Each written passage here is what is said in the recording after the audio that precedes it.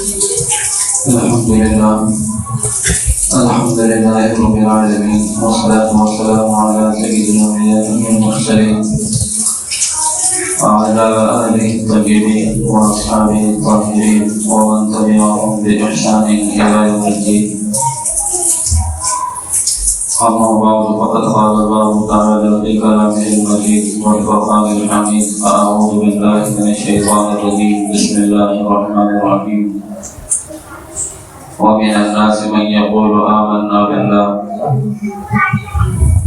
يخادعون الله وهو خادعهم وإذا قاموا إلى الصلاة قاموا كسالى يراءون الناس ولا يذكرون الله إلا قليلا. وقال: فويل للمصلين الذين هم عن صلاتهم ساهون الذين هم يراءون ويمنعون الماعون. صدق الله العظيم. محترم اور مکرم سامعین کرام، اللہ تعالیٰ نے انسان کو زندگی عطا فرمائی ہے کہ بندہ اللہ کا فرما بردار بنے، اطاعت گزار بنے، نیکوکار بنے، اچھی عادتوں کو اپنانے والا بنے، گناہوں سے، بری عادتوں سے اپنے آپ کو بچانے والا بنے، تاکہ دنیا میں بھی خیر اور رحمت اللہ کی طرف سے اس کے بھی مقدر ہو، آخرت میں بھی وہ رحمتوں کی جگہ جنت میں جگہ پائے، اللہ کی رضا اس کو حاصل ہو۔ ان چیزوں کے حاصل کرنے کے لیے سب سے پہلے انسان کو اپنی اصلاح کی ضرورت ہے، اور پھر اس کے بعد ان لوگوں کی اصلاح کرے جن کا وہ ذمہ دار ہے۔ اسی ترتیب کو قرآن شریف میں اللہ سبحانہ و تعالیٰ نے بیان کیا: یا ایھا الذین آمنوا قوا انفسکم واہلیکم نارا، کہ اے ایمان والو خود جہنم کی آگ سے بچو اور اپنے اہل و عیال کو، گھر والوں کو جہنم کی آگ سے بچاؤ۔ اور کل قیامت کے دن کو اللہ تعالیٰ نے قرآن شریف میں بیان کیا تو فرمایا: وَلَا تَزِرُ وَازِرَةٌ وِزْرَ أُخْرَىٰ۔ اس دن ہر شخص اپنے اعمال کا بوجھ اور وزن لے کر اللہ رب العزت کی بارگاہ میں حاضر ہوگا۔ کوئی بوجھ اٹھانے والا کسی دوسرے کا بوجھ نہیں اٹھائے گا۔ تو سب سے پہلے انسان خود اپنی ذات کا ذمہ دار ہے کہ وہ اپنی اصلاح کرے، اپنے آپ کو نیک بنائے، اپنے آپ کو اللہ کا اطاعت گزار اور فرما بردار بنائے۔ وہ خود نیک بنے گا، وہ صالح بنے گا، تو اس کے ماتحتوں کی تربیت صحیح کر سکے گا، اس کا گھرانہ یہ نیک اور صالح ہوگا۔ اس کے بعد معاشرے کا نمبر آتا ہے، جب ہر انسان اپنے طور پر خود کو نیک بنانے کی کوشش کرے گا تو سارا معاشرہ صالح اور نیک بن جائے گا۔ اس کے لیے چند صفات حسب موقع آپ کے سامنے رکھے جا رہے ہیں، لیکن ان صفات کو انفرادی طور پر ہر انسان کو اپنی ذمہ داری سمجھتے ہوئے اختیار کرنا ہے۔ اور کون سی ایسی صفات ہے کہ انفرادی طور پر انسان کو اپنی ذمہ داری سمجھتے ہوئے، اسلامی تعلیم سمجھتے ہوئے، اللہ اور اس کے رسول صلی اللہ علیہ وسلم کا فرمان سمجھتے ہوئے چھوڑنا ہے۔ انہیں صفات میں سے ایک صفت جیسے انسان کو چھوڑنا چاہیے، جس کا نقصان انسان کو دنیا میں بھی اٹھانا پڑتا ہے، آخرت میں بھی اٹھانا پڑتا ہے، جس کا نقصان انسان کو خود اس کی اپنی زندگی میں اسے بھی ملتا ہے، پہنچتا ہے، اس کی نسلوں کو بھی پہنچتا ہے، اس کے گھرانے کو بھی پہنچتا ہے، اور اس کے معاشرے کو بھی پہنچتا ہے۔ ایک ایسی صفت جامع ترین ہے کہ جس کی برائی ہمیں چھوٹی سی نظر آتی ہے، لیکن اس کی برائی بہت بڑی ہے، جس کی طرف عام طور پر ہماری نگاہ نہیں جاتی۔ اس وجہ سے اس کی برائی کو اور اس سے بچنے کو اللہ تعالیٰ نے قرآن شریف میں بیان کیا ہے، حضور کریم صلی اللہ علیہ وسلم نے احادیث شریفہ میں بیان کیا ہے۔ اور وہ صفت ہے ریا، یعنی دکھلاوے کے لیے کوئی کام کرنا۔ یہ چیز اگر عبادتوں میں ہوتی ہے تو عبادتوں کو ختم کر دیتی ہے، ان کے ثواب کو ختم کر دیتی ہے، اور اگر دیگر اعمال میں ہوتی ہے تو ان اعمال کے ثواب کو ختم کر دیتی ہے۔ اگر دنیاوی امور سے متعلق ہو تو انسان کو پریشانیوں میں مبتلا کر دیتی ہے، اور یہ ریا جب آگے بڑھتی ہے تو عجب تک انسان کو پہنچاتی ہے، اور عجب کے بعد تکبر اور فخر تک انسان کو پہنچاتی ہے۔ اس وجہ سے انسان کو بنیادی طور پر اس برائی سے روک دیا گیا کہ یہ تمام برائیاں شروع ہوتی ہیں اس ریا کی وجہ سے۔ اس وجہ سے ریا سے پہلے منع کر دیا گیا کہ ریا سے اپنے آپ کو بچائیں، دکھلاوے سے اپنے آپ کو بچائیں۔ ریا کیا ہے کہ انسان کی زندگی میں دو چیزیں ہیں جن کا حساب اللہ رب العزت کی بارگاہ میں انسان کو دینا ہے، ایک اس کی زبان کی بات اور اس کے بدن کے اعمال۔ تو جو اس کی زبان کی بات ہے، اگر اس میں جھوٹ اختیار کرے، حقیقت سے بڑی چیز دوسری چیز اختیار کرے تو وہ کذب ہے، وہ جھوٹ ہے، جس کی برائی بھی آپ کے سامنے رکھی گئی۔ اسی طرح اعمال میں اگر حقیقت کو چھوڑ کر دوسری چیز کو اختیار کرے، مصنوعی چیز کو اختیار کرے، بناوٹ کو اگر اختیار کرے تو یہ اعمال کا جھوٹ ریا کہلاتا ہے۔ اس کے بارے میں قرآن شریف میں بیان کیا گیا کہ بہت سارے لوگ ہیں جو یہ کہتے ہیں کہ ہم ایمان لائے ہیں لیکن وہ ایمان نہیں لائے، اور لوگوں کے سامنے یہ ظاہر کرتے ہیں کہ ہم ایمان لائے ہیں۔ یہ ایمان والوں کو دھوکہ دینا چاہتے ہیں یا اللہ کو دھوکہ دینا چاہتے ہیں کہ اللہ کو تو کیا دھوکہ دیتے، یہ خود اپنے آپ کو دھوکہ دے رہے ہیں۔ یہ منافقین کی صفت سورہ بقرہ میں اللہ تعالیٰ نے بیان کی۔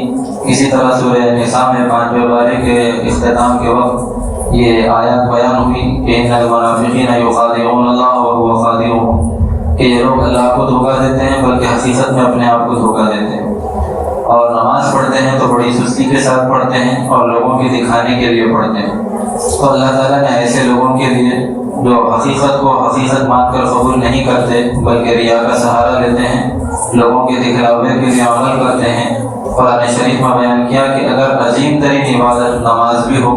اگر اس کے اندر بھی یہ چیز شامل ہو جاتی ہے تو فویل للمصلین، اللہ تعالیٰ نے کہا کہ ایسے نماز پڑھنے والوں کے لیے بھی کوئی ثواب نہیں ہے، کوئی خیر نہیں ہے، کوئی بھلائی نہیں ہے، بلکہ تباہی اور بربادی، جہنم کا گڑھا ان کے لیے اللہ نے تیار کیا ہے۔ وویل للمصلین الذین هم عن صلاتهم ساہون الذین هم یراؤون، جو لوگوں کے دکھانے کے لیے اپنا عمل کرتے ہیں۔ اللہ کی رضا مقصود نہیں ہوتی بلکہ لوگوں کا دکھلانا، لوگوں کے دکھلانے کے لیے عمل کیا جاتا ہے، یہ ان کا مطلوب اور مقصود ہوتا ہے۔ تو یہ عظیم ترین عبادت بھی بندے کو نفع نہیں پہنچاتی بلکہ آخرت کے نقصان میں اس کو مبتلا کر دیتی ہے۔ اور حدیث شریف میں نبی پاک صلی اللہ علیہ وسلم نے بیان کیا ہے کہ جو کوئی بھی نیک عمل جو اللہ کی رضا کے لیے کیا جاتا ہے لیکن اس میں ریا شامل ہو جاتی ہے، دکھلاوا شامل ہو جاتا ہے،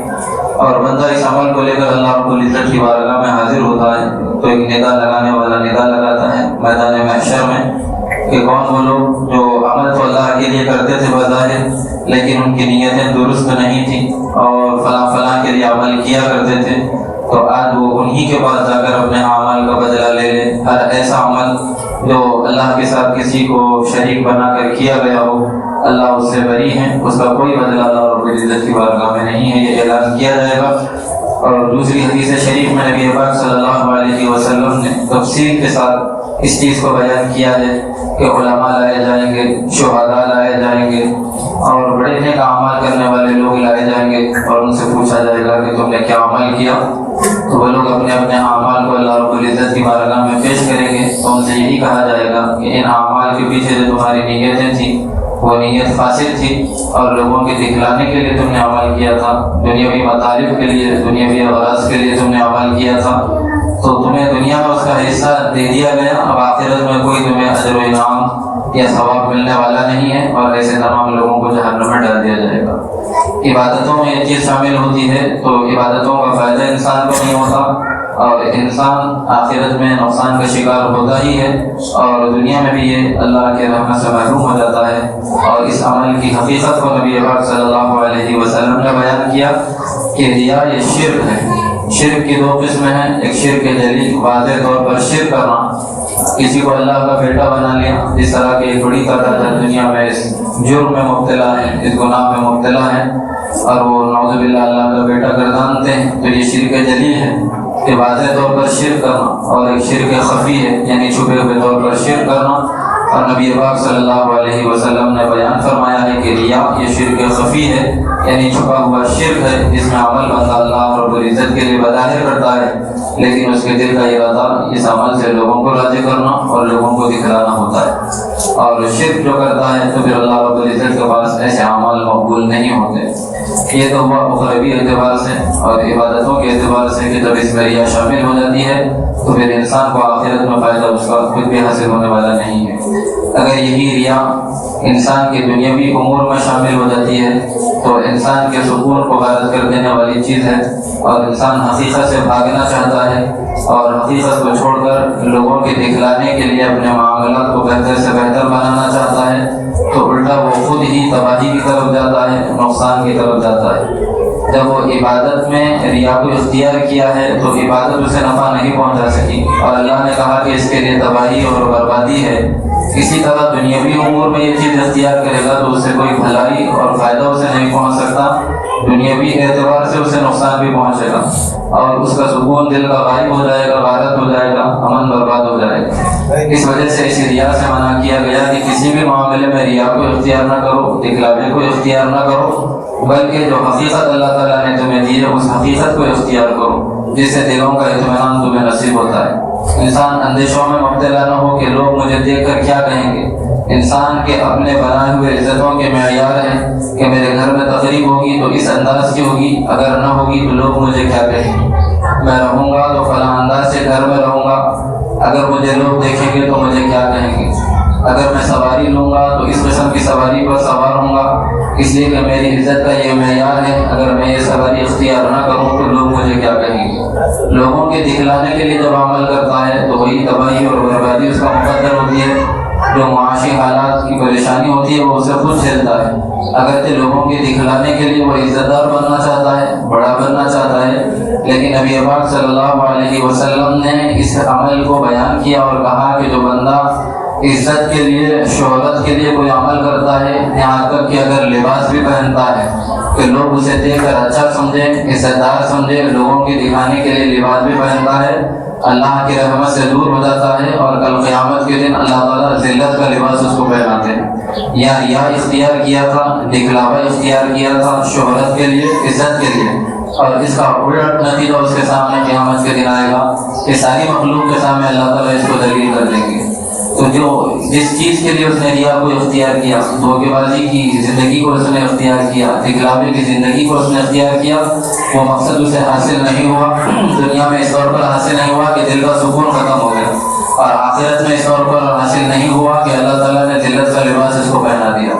تو جو ریاکار ہوتا ہے، دکھلاوے کے لیے عمل کرتا ہے، تو دنیا میں بھی وہ پریشان ہوتا ہے اور آخرت میں بھی پریشان ہوتا ہے۔ اور اس عمل کی برائی کو قرآن شریف میں بیان کر کر اللہ تعالیٰ نے حکم دیا ہے، یہ منافقوں کی صفت ہے، ایمان والوں کو اس سے بچنا چاہیے۔ اور حدیث شریف میں نبی پاک صلی اللہ علیہ وسلم نے اس عمل کی برائی کو بیان کر کر ایک سادہ زندگی گزارنے کی ترغیب اور تعلیم مسلمانوں کو دی، اور مسلمان جب اس کو چھوڑ دیتے ہیں تو پھر اس کے وبال سے اپنے آپ کو بچا نہیں سکتے۔ اس وجہ سے انسان حقیقت کو اپنائے، اور یہ وہ تعلیم ہے جو اللہ اور اس کے رسول صلی اللہ علیہ وسلم کی طرف سے دی گئی ہے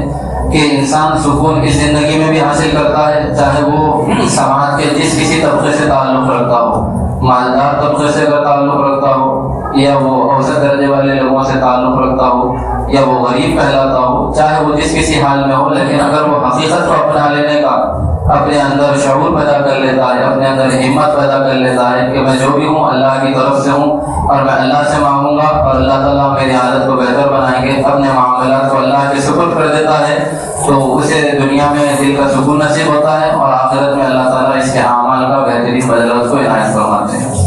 اور 200 سال پہلے تک جب کہ سائنس اتنی ترقی نہیں کری تھی، اور جس وقت تک انسانی دماغ پر اتنا ریسرچ نہیں ہوا تھا اور اس کی دماغی بیماریوں کو نہیں جانا جا سکا تھا، اس سے پہلے اور 1400 سال پہلے تو اس سائنس کا تصور تک نہیں تھا، اس زمانے میں یہ تعلیم انسان کو دی گئی قرآن شریف میں اللہ تعالیٰ کی طرف سے، احادیث شریفہ میں نبی پاک صلی اللہ علیہ وسلم کی طرف سے۔ تو یہ بات بتلا دی ہے کہ دین اسلام حق ہے،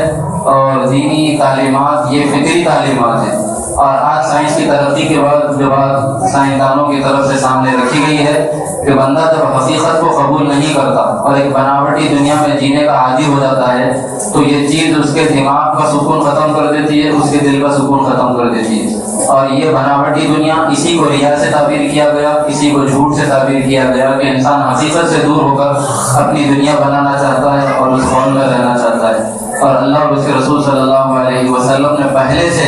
ان برائیوں سے، ان بیماریوں سے محفوظ ہونے کا سامان کر دیا۔